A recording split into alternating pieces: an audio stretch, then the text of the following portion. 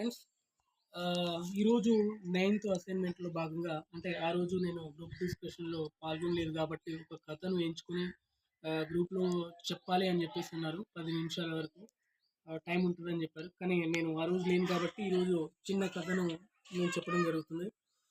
ఆహ్, ఎలా అంటే ఒక టమాటా, ఐస్, ఆహ్, ఆహ్, ఉల్లిపాయ, మిర్చి ఈ 4 ఫ్రెండ్స్ అనమాట. అయితే ఇవన్నీ కూడా సంతోషంగా, సరదాగా ఉంటుండేవి. అయితే ఒకరోజు ఈ నలుగురు ఏమనుకుంటారంటే సినిమాకి వెళ్దాం అని చెప్పేసి అనుకుంటారు. టమాటా, ఐస్, మిర్చి, ఉల్లిపాయ వారి వారి సీట్లలో కూర్చుంటారు. అయితే టమాటా కూర్చున్న సీట్లో ఎవరో వచ్చి కూర్చోవడం జరుగుతుంది. అప్పుడు టమాటా పగిలిపోయి చనిపోతుంది. అప్పుడు చూసి ఈ ఐస్, మిర్చి, ఉల్లిపాయ చూసి ముగ్గురు ఏడుస్తారు బాగా. ఏడ్చి ఏడ్చి ఐస్ అక్కడనే కరిగిపోతుంది. అయితే తర్వాత ఈ 2 మిరపకాయ, ఉల్లిపాయ ఉంటాయి కదా! ఈ 2 ఏడుస్తాయి. అయ్యో! అబ్బా!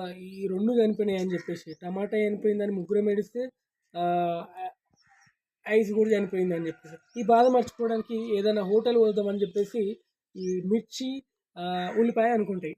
అయితే ఏమైంది? మిర్చి హోటల్‌కి పోతది. మిర్చి, ఉల్లిపాయ హోటల్‌కి పోతారు. అరే! మిర్చి కింద పడుందే అని చెప్పేసి ఆ కాగుతున్న నీటిలో నూనెలో వాడు ఎవడైతే ఏసేటోడు ఉంటాడో బజ్జీలు ఏసేటోడు ఉంటాడో వాడు తీసుకొని దాంట్లో కాగుతున్న నూనెలో ఏస్తాడు. మిర్చి చచ్చిపోతది. అయితే అప్పుడు ఉల్లిపాయ ఏడుస్తది. అయితే ఉల్లిపాయకు ఒక డౌట్ వస్తదిక. టమాటా తెచ్చిపోతే ఐసు, ఆహ్, మిర్చి, ఉల్లిపాయ అండ్ నేను ముగ్గురం ఏడ్చినాం. తర్వాత ఐస్ చనిపోతే మిర్చి, ఉల్లిపాయ ఇద్దరం ఏడ్చినాం. ఇప్పుడు మిర్చి చనిపోతే నేను ఉల్లిపాయ నేను ఏడుస్తున్నా. మరి నేను చచ్చిపోతే ఎవరు ఏడుస్తారు దేవుడా అని చెప్పేసి దేవుని కోరుకుంటుంది. అప్పుడు దేవుడు ప్రత్యక్షమై ఏం చెప్తాడంటే నిన్ను ఎవరైతే చంపుతారో వాళ్ళే ఏడుస్తారు అని చెప్పేసి చెప్పడం జరుగుతుంది. అంటే దీని ఉద్దేశం ఏంటంటే మనం ఒక విజయం సాధించాలి అనుకున్నప్పుడు దాన్ని అవరోధాలు ఎన్నో ఆటంకాలు ఎన్నో ఎదురైతూ ఉంటాయి.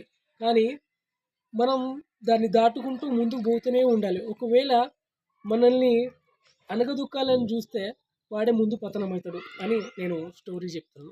Thank you.